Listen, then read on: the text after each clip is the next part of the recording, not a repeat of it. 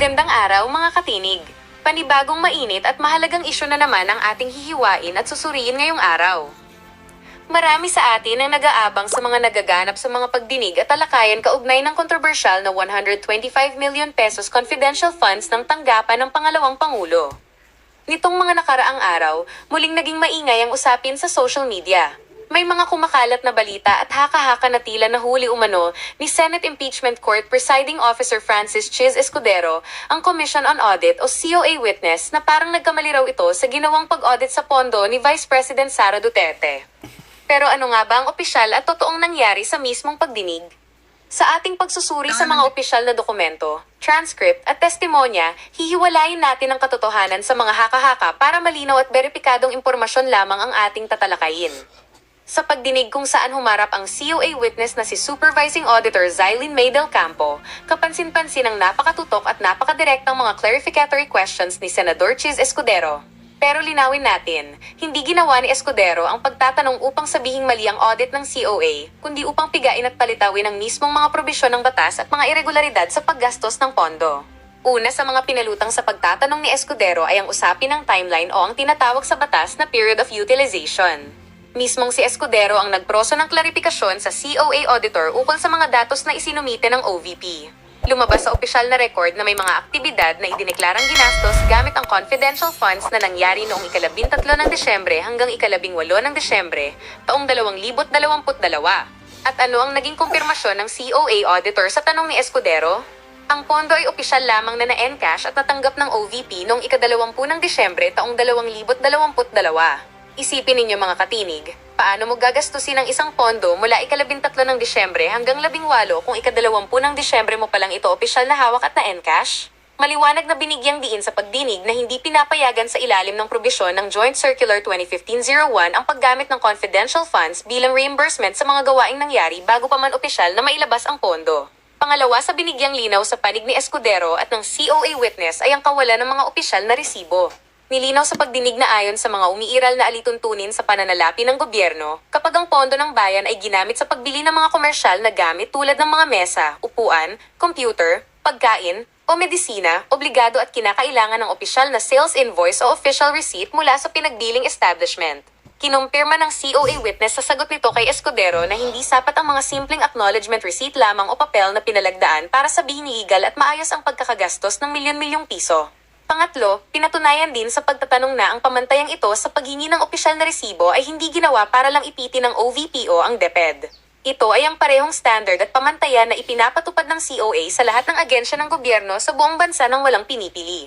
Kaya kung may mga kumakalat na claims na tila nahuli o nagkamali ang COA sa kanilang pag-audit, malinaw na kabaligtaran ng ipinapakita ng opisyal na record ng pagdinig.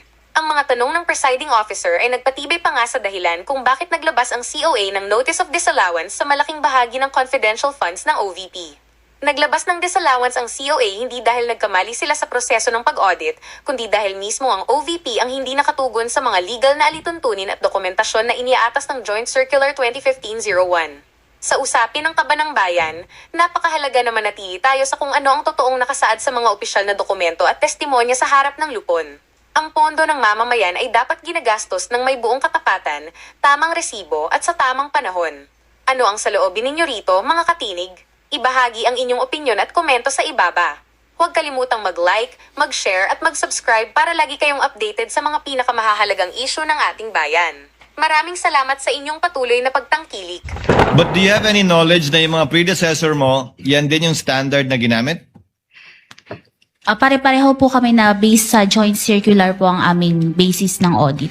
Pero wala nga dun eh. So interpretasyon mo, yan at yan yung interpretasyon din ng mga nauna sa'yo sa pagkakaalam mo? Sa akin po yun po yung naging Sa'yo lang. interpretation. Apo. Kapag kami nagbigay ng impormasyon, naghahanap ng threat, baka may threat sa Vice President, may nagbigay ng impormasyon, walang threat. Ligtas ang Vice President pag nagpunta siya dyan. Hindi magka-classify yun na pwedeng bigyan ng reward at success.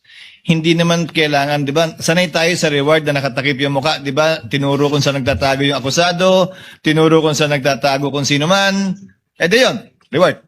Pero wala bang reward kapag ka sinabing, okay, magpunta dyan, walang problema, wala kayong kailangan alalahanin, is that information or can that also be reward? Magpo-fall po siya sa information. So, kailan lang magiging reward yun kapag may naturo? Opo, kasi yun yung proof of success. Tuloy niyo po. Yun yung proof of success ng information na ibigay kasi may na-apprehend po or yun po, ganun po. Yun, ulitin ko po yan ang interpretasyon nyo, pero wala po yan sa Joint Memorandum Circular. Opo, based po sa, yun po lang yung hinihingi under item 4.8.5.b. Right. Saan nyo ba binase ang interpretasyon nyo yan? Yan ba yung ginawa ng lahat ng mga nauna sa inyo sa pwestong yan? Kinopya nyo lang? Or sarili nyo po yan at ngayon lang ginawa yan? Doon po sa mga ibang na-audit ko, ang ina-attach po talaga nila is yung payment of rewards na may mga nahuli po. So lahat ng inaudit nyo nung nakaraan, for consistency's sake, merong nahuli o na-apprehend. May ganun pong mga naka-attach na mga dokumento. At tulad dun sa iba, kapag walang nahuli o na-apprehend sa reward, ine-AOM o dinidisala o sinususpend nyo. Hinahanapan po namin ng proof of success. Opo. Na may nahuli nga. Opo. To prove consistency on your part. But do you have any knowledge na yung mga predecessor mo, yan din yung standard na ginamit? Pare-pareho po kami na based sa joint circular po ang aming basis ng audit. Pero wala nga dun eh. So interpretasyon mo, yan at yan yung interpretasyon din ng mga nauna sa'yo sa pagkakaalam mo? Sa akin po, yun po yung naging Sa'yo lang? interpretation. Opo. To convene session at 4:15. So that we can dispense with the witness already. Just a few questions, Silene. Wala pang NFD lahat ng pondong pinag-uusapan natin. Fourth quarter of 2022, the first 3 quarters of 2023 for DepEd and OVP. Opo, wala pa pong NFD. So wala pang final decision lahat ng ito. Opo, tama Pag po. sinabi nyo nag-demand kayo ng restitution, ang ibig sabihin lang naman ito, kinarga nyo na as an unliquidated cash advance yung mga yung mga dinisalaw ninyo. Opo, tama po. Yun lang naman po ang ibig sabihin nun, di ba? Hindi naman ibig sabihin, isoli mo, bigay mo yung pera sa akin. Ibig sabihin nun, ilalagay namin yan as unliquidated cash advance during the pendency of the notice of disallowance. Yes po, kasi may mga remedies pa po sila. Kasi hindi pa nga final at wala pang NFD. Opo. Tama po? Pangalawa, ano po ba pagkakaiba ng disbursement sa transfer? Illegal mag-transfer ng pera ang SDO sa isang non-SDO, pero pwede po ba siya mag-disburse sa isang non-SDO o unbonded na tao? Hindi din po pwede, hindi rin po niyang ibigay yon sa unbonded na tao. Recipient na po yun eh. Yung sa disbursement po niya, opo, hindi banded, pero kung dapat po diretso from the SDO to the recipient of the confidential fund po. So, ang disbursement pwede sa non-bonded na tao, ang transfer ng pondo sa non-bonded hindi pwede. These are technical terms. Opo. Di ba? So, kung ang pinagbigyan ay recipient, pwede yon kahit non-bonded. Opo, kasi siya na yung talagang recipient ng confidential fund. And as a final question, Silene, I checked the transcript, which the court took judicial notice of. I would like to ask more eyes to look at it. Hindi ko nakita sa transcript na sinabi ni Gina Acosta na binigay niya kay Lachica lahat for the fourth quarter of 2022 and the first 3 quarters of 2023. Medyo may ganung punto pa si Eduarda. Pero kay Gina Acosta, maliwanag na binigay niya yung 125 ayon sa kanya kay Lachica sa last quarter, pero hindi ganun kaliwanag na yun din ang ginawa niya for the first 3 quarters of 2023. Ano po ba particular yung pinagbasehan yung dokumento nung binanggit niyong dinisalaw namin agad dahil sabi niya Acosta, binigay niya lahat kay Lachica. Hindi ko po makita, baka pwede niyong maituro sa TSN kung Yun saan. yun po kasi ang pinanghawakan namin doon, yung general statement niya na yung ginagawa nila is ibinibigay niya kay Colonel Lachica yung confidential fund po. Pero ang tinutukoy po niya ay yung 2025. Yung general statement po ni Eduarda, yun ang tumutukoy sa confidential fund ng DepEd para sa 3 quarters ng 2023. Pero hindi po pareho yung statement nila ni Gina Acosta na ganun kaliwanag na yun din yung ginawa niya sa first 3 quarters of 2023. Ano po ba yung particular na pinagbasihan niyo? When you say general statement yung pinagbasihan niyo, yung narinig niyo po ba o yung TSN mismo? Yun nga po, yung naging admission niya na binibigay niya kay Colonel Lachica po. Kindly listen, Celine, yung narinig mo nung nandun ka o yung TSN mismo? Yung narinig ko po nung nandun po ako na sinabi niya na binibigay niya kay Hindi Colonel mo Lachica. pinagbasihan yung aktual na TSN na marahil mas maliwanag tungkol sa bagay nito. Opo. So based lang dun sa narinig mo nung nandun ka. Opo. Thank you, Ms. Celine. Senator Padilla, yes,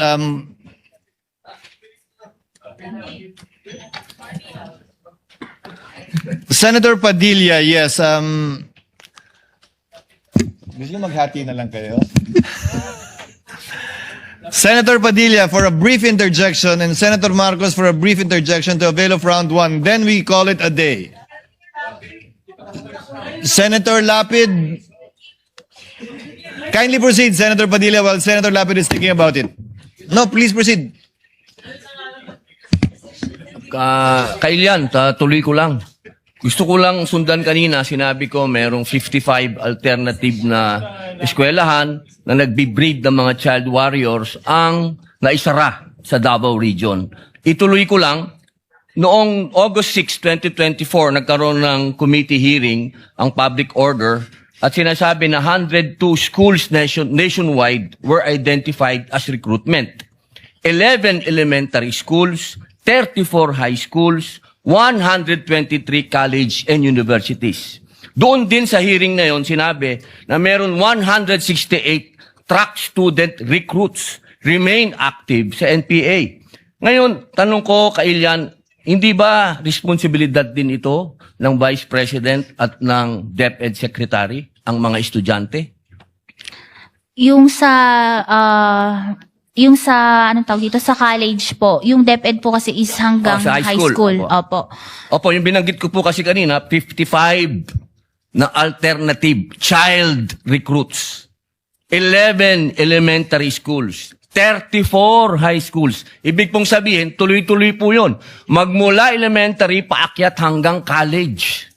Yan po ang style ng recruitment. So sa tingin niyo po ba, sagot pa din ito ng DepEd Secretary at ng Vice President na lumaban na dito sa terorista noong mayor pa lang siya?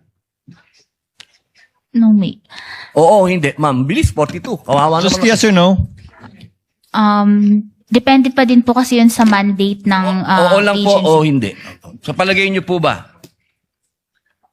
O sige, skip na po natin kung ayaw niyong sagutin. Alam niyo po ba na sinabi ng NICA, ng National Intelligence Coordinating Agency, na ang budget ng NPA 2016 to 2018 ay 5.8 billion? Yung sa, Oo po o hindi? Ma'am, please. ano, pwede pong pakiulit? Ang budget daw po ng NPA is 5.8 billion. Alam niyo po ba yon? Sinabi po ng NICA. Hindi ko po narinig yun sa Opo. news. Sa palagay niyo po ba, sapat yung budget na magkano po ba ang sinasabi niyo? 500 million ba ang naibigay?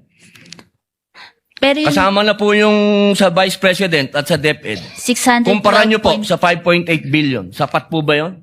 Pero kasi yung sa nabanggit po ng NICA is mako-cover na din po nila bilang isa sila sa mga agencies with. So alam niyo po yung sinabi ng NICA.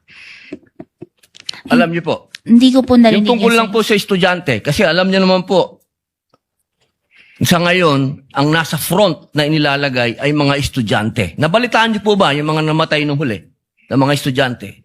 Yung violence po sa school.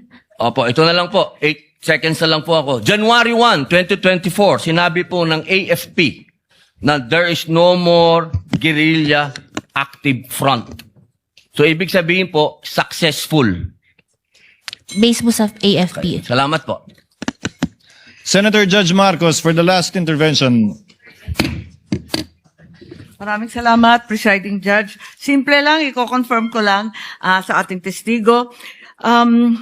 So, I'd just like to confirm kung tama sabihin na as of now, there's no official finding na may fraud sa DepEd man o sa OVP. Tama po ba?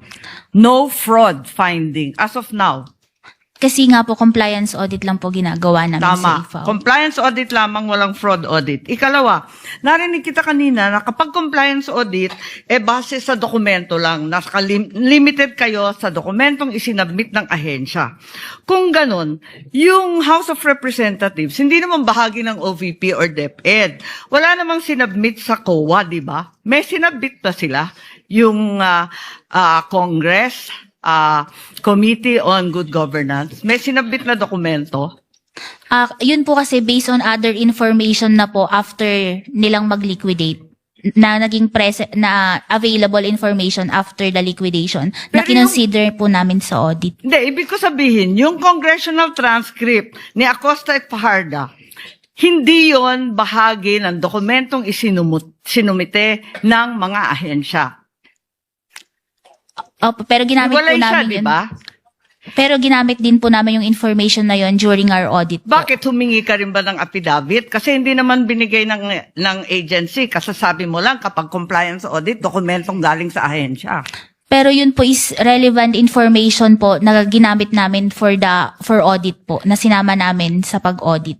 Yes, following po, the presiding judge, bakit po ganon? Kanina sinabi mo, dapat dokumento na sinabmit ng ahensya. Biglang ngayon, pati transcript, pati iba pang mga katibayan na sinasabi, ginagamit na rin. Hindi na compliance audit yun, hindi ba? Pero yun po kasi is related pa din dun sa liquidation which is discovered after the submission of the liquidation documents. Kaya nga nalilito kami kasi bakit dinisallow lahat ng quarter samantalang pinag-uusapan ni Acosta, iisa lang, di ba? Yung last quarter lamang.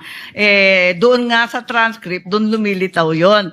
So ngayon, tinatanggap na rin pati mga transcript at iba pa. Hindi na dokumento yon as covered by compliance audit by your own definition, hindi ba? Pero relevant yung information po in the conduct of the audit. In the Kung may proper... relevant sa dyaryo, tatanggapin rin ninyo na ebidensya rin yon. Compliance audit pa rin yon. Kahit nasa dyaryo, nasa social media. Kung sa palagay mo may kinalaman dun sa kaso, tatanggapin ninyo. Kasi nga po dun sa circular, pwede kaming mag-dependent sa other documents deemed necessary sa audit po. So, pwede, miski anong dokumento. Parang lumalabo yata yung joint circular. Maraming salamat po. Thank you. Again, that would be the last round for this witness. Ms. Eileen, salamat po sa inyong kooperasyon. Salamat sa inyong pasensya. Salamat sa pagsagot sa lahat ng tanong mula sa magkabilang panig. Gayon din mula sa mga senator judges. You are excused, ma'am, and thank you very much for your time and cooperation. Thank you po, Your Honor. Ingat po kayo. As I understand it, we issued subpoenas for Fajarda, Acosta, and Pareja for only up to today. Will we be issuing subpoenas for the three witnesses again for Monday, Tuesday, and Wednesday, lead prosecutor? We confirm, Your Honor. We just want to put on record that Can you we place on are- record the order? Yes. We are moving for the reissuance of subpoena ad testificandum for the following trial dates, August 17, 18, and 19, to the same witnesses as follows. One is Ms. Marivic Pareja, the House of Representatives Legislative Information Bureau Director. Second is Ms. Gina F. Acosta, the former Special Disbursing Officer of the OVP, or Office of the Vice President. The third is Edward Fajarda, the former Special Disbursing Officer of the Department of Education. We understand, Your Honor, that the Honorable Impeachment Court already noted the respective addresses. However, please note that the subpoena for Edward D. Fajarda must be addressed to the Office of the Vice President as well. Yes, Likewise, Your because Honor, he's already transferred to that office. in line with our intention as well to maximize our time in presenting the prosecution's witnesses, we are likewise requesting for the issuance of subpoena ad testificandum to Lemuel G. Ortonio, Assistant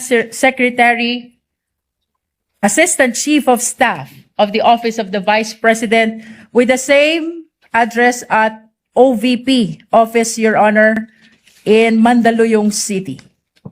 So this is the fourth one. Sorry, Your Honor. This is the fourth one. This is the fourth one, Your Honor. And we would like to put on record as well that the written manifestation with request for subpoenas ad testificandum has been furnished to the defense and has been filed with the Office of the Clerk of Court of the Honorable Impeachment Court. And the chair would like to remind the lead counsel to kindly furnish the counsel for the respondent any requested stipulation for documents you may want to prior to the scheduled trial of on Monday. So hopefully within the day or tomorrow, so that they can already comment on it in open court on Monday. We submit, Your Honor. Your Honor, Any other matter you want to take up, counsel for respondent? Your Honor, good afternoon. I confirm receipt of the manifestation with the request for subpoenas ad testificandum for the 4 intended witnesses of the prosecution for next week. I would just like to inquire the order in which the prosecution intends to present these 4 witnesses, specifically who would be their witness on Monday, Tuesday, and Wednesday, just for our guidance. I believe it is in the order stated: Pareja, followed by Acosta, followed by Fajarda, and then Ortonio, Your Ortonio. Honor. We confirm, Your Honor. In that order. So the subpoena for Ortonio will be issued only on 18 and 19 for sure, because surely we cannot take him up on the 17th. Thank you for the clarity, Your Honor. Second item is that we also would like to confirm that as of today, in response to the directive of the presiding officer, we have not yet received any request for any potential stipulations or any factual stipulations the prosecution intends to ask from the defense. However, the more important manifestation that I would like to make today, Your Honor, is in relation to a social media post that I happened to see. And this was posted at 11:29 a.m. by one of the private prosecutors, Attorney Amando Virgil Ligutan, posting that a principal or lawyers and law students know by heart misleading questions are not allowed even in cross-examination. Now, this was posted and picked up by Inquirer.net at 11:29 a.m. today. And I surmise that this has something to do with the exchange between the private prosecutor, Attorney Kapunan, and the defense counsel, Attorney Ferrer, on the matter of the cross-examination question that Attorney Ferrer asked the prosecution's witness. And I have here a transcript because I find it troubling that the private prosecutor would do this in the middle of a courtroom hearing. Because as far as I'm concerned, impeachment court is also a court of decorum. And the rules on impeachment under Rule 18 actually prohibits participants, especially lawyers, from commenting about the merits of the case. Now, one may argue that this isn't about the merits of the case, that he probably was just commenting about what ought or ought not to do in a cross-examination, but we're not naive. What the private prosecutor is talking about. He's here. He can explain it. He can explain himself if the presiding officer so desires. But I really just find it in bad taste to do this at this time. And I think it is inappropriate to do that to a fellow member of the bar, because even as we sit on the opposing side of this hall, we remain to be both members of the bar, and as officers of the court, we owe each other respect, politeness, or even kindness. And it doesn't take one to be a lawyer to know that the first thing that our parents teach us to do is humility. Your Honor. No, I'm not yet done, Your Honor. In fact, I have asked one of our lawyers to review the actual transcript from the video that transpired between the prosecutor and Attorney Ferrer, and it would seem that in the heat of the exchange, or in the passionate exchange of the arguments between the prosecutor and Attorney Ferrer was not even actually referring to misleading questions as allowed, as implied in the social media post of Attorney Ligutan. In fact, it's here. The court can confirm this from a replay of the video. Attorney Ferrer, sinabi ho ba yan sa JC na dapat may mahuli? The witness answers, ang nakalagay po kasi sa JC under 4.8.2 ay proof of success. Attorney Ferrer, hindi. Sorry, Your Honor, please. Attorney Kapunan, let the witness answer, Your Honor. Mr. Presiding Officer, can the counsel be instructed not to stop the witness mid-sentence, Your Honor? Attorney Ferrer, Your Honor, please, can the witness be directed to just answer with yes or no? The counsel has her time to ask clarificatory questions later during redirect, Your Honor. And Attorney Kapunan, not all questions can be answered by yes or no. This is the meat of the contention of the argument between Attorney Kapunan and Attorney Ferrer. Attorney Ferrer responded, I am on cross, Your Honor, please. And the presiding officer said, counsels. Attorney Kapunan responded, never mind if you are on cross, Your Honor. There are limits to cross-examination. Misleading questions are not allowed on cross. This was the first time that the matter on misleading questions was actually raised by Attorney Kapunan. And Attorney Ferrer, for some reason, said they are allowed, but she was pertaining to the fact that the questions to which a yes or no answer may be answerable are allowed. She's not referring to misleading. I mean, you know, for in effect, Attorney Ferrer was only saying that leading questions are allowed on cross-examination, not misleading questions, and yet we have a private prosecutor immediately taking to social media and posting this, implying something against the defense counsel. We will not have this. Your Honor, in the interest of fair play, may I request that the counsel for the panel of prosecutors, Attorney Virgil Ligutan, be recognized, Your Honor. Unfortunately, counsel, no, the presiding officer will not allow that at this time. The presiding officer takes in advisement the manifestation of the counsel, the lead counsel for the respondent, because quite frankly, Honorable Luistro, I asked the clerk of court to monitor the public statements of the counsels of the parties this past week. And one side has been crossing the line many times. And in fact, the presiding officer is already in the process of drafting a ruling and a warning and an order pertaining to this. Because clearly, I can even name all of you who have been commenting on social media in violation of Rule 18 of the impeachment rules. But I will do that on Monday, perhaps, after taking advisement, the manifestation of the counsel for respondent. It's not really so much being cordial or nice or kind, but it's a basic violation of Rule 18. I already talked to the parties 2 weeks ago, reminding you that you might want to consider appointing spokespersons who are not part of the panel of prosecutors nor a private prosecutor, but you insist on maintaining that. So after 2 weeks, the court is constrained to make a decision and ruling on that. But we will do that on Monday with the permission of both counsels. Then we will hear you, counsel, and we will hear Attorney Ligutan prior to the court's ruling on the matter. But be advised that again, we have it all on tape. We have been monitoring everything. We may not enumerate it one by one, but we will make the corresponding ruling on Monday. Thank you for bringing that up, counsel.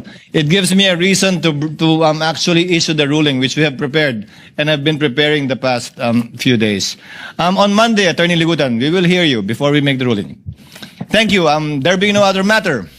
At dyan nagtatapos ang usapan natin ngayon. Kung may gusto kang idagdag o reaksyon, i-comment mo lang sa baba. Boses mo'y mahalaga. Huwag kalimutang i-like, share, at subscribe para sama-sama nating palakasin ang tinig ng bayan. Hanggang sa susunod, tandaan, ang may alam, may laban! Awesome!